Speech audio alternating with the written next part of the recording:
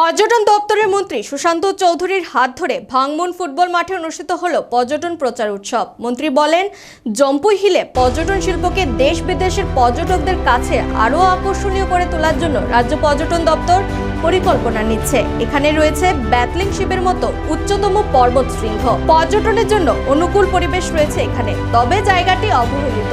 মন্ত্রী আরো বলেন, বন দপ্তর জেলা প্রশাসনের সাথে কথা বলে এই হিল স্টেশনটিকে আরো কিভাবে উন্নত করা যায় তা নিয়ে আলোচনা করে সিদ্ধান্ত নেবে।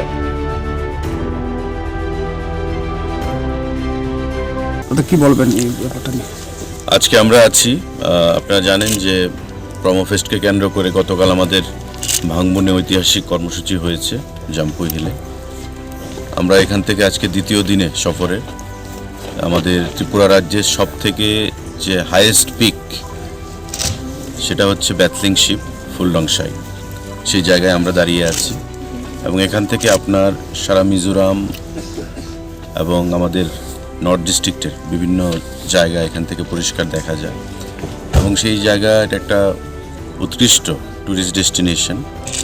এখানে এসে সেক্রেটারি, ডাইরেক্টর সহ এসডিএম, আমরা ইঞ্জিনিয়ার প্রত্যেকে এসে এই এলাকাটাকে কী করে আরও সুন্দর করা যায়, ট্যুরিস্টদের জন্য আরও আকর্ষণীয় করা যায়, ফরেস্ট ডিপার্টমেন্টের সঙ্গে কথা বলে, ডিস্ট্রিক্ট অ্যাডমিনিস্ট্রেশনের সাথে কথা বলে আমরা সেটা এক্সপ্লোর করছি।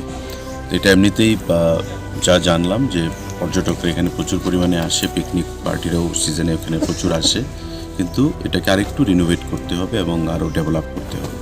তো সেই জিনিসটাই আমরা খতিয়ে দেখব বসে, কারণ দীর্ঘদিন ধরে এই জায়গাগুলো নেগলেক্টেড ছিল। কী করে এই এলাকাটাকে, যেহেতু একটা হিল স্টেশন, এটাকে আরও উন্নত করা যায় সে বিষয়ে আমরা সেখানে আলোচনা করব এবং আগামী দিনে সিদ্ধান্ত করব।